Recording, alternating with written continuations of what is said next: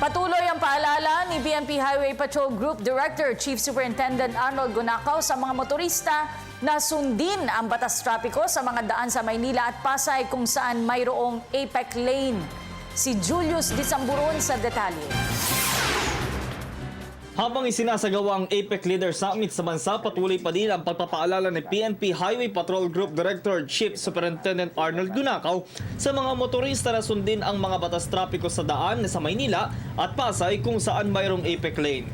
Ayon kay General Gunakaw, tanging mga APEC delegates lang ang maaaring gumamit ng APEC lane. Ang mga sasakyang papayagan ay yung may mga APEC 2015 plate numbers lamang.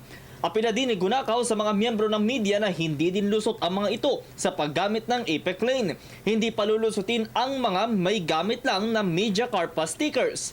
Humingi naman sila ng pangunawa sa mga motorista sa mga nararanasang trapiko sa ilang panig ng Kamaynilaan at ilang saradong kalsada. Bahagi daw ang paghihigpit na ito ng otoridad sa pagbibigay proteksyon sa mga delegado ng APEC laban sa anumang posibleng banta sa seguridad. Nakaranas din ng malausad pagong na trapiko ang ilang bahagi ng Pasay City dahil sa mga saradong kalsada. Ang hindi makakaraang sasakyan, isa-isa na nagbabalikan at nagsisiatrasan.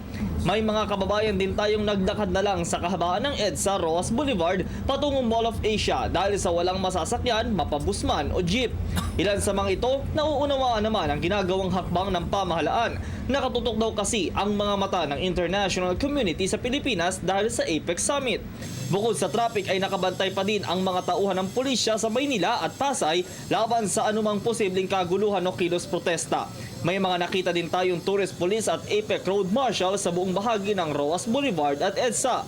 Sinabi naman ni MMDA Chairman Emerson Carlos na may 4 na bus at 3 military trucks ang nakadeploy na handang magkaloob ng libreng sakay sa mga apektadong motorista mula Mia Road hanggang sa EDSA Heritage Hotel Extension.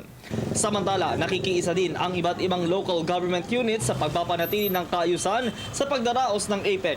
Isa na dito ang pamahalang lungsod ng Maynila kung saan nag-ata si Mayor Joseph Estrada sa Manila's Finest na tutukan ang seguridad ng mga delegado. Para sa Telebisyon ng Bayan, ako si Julius Disamburon.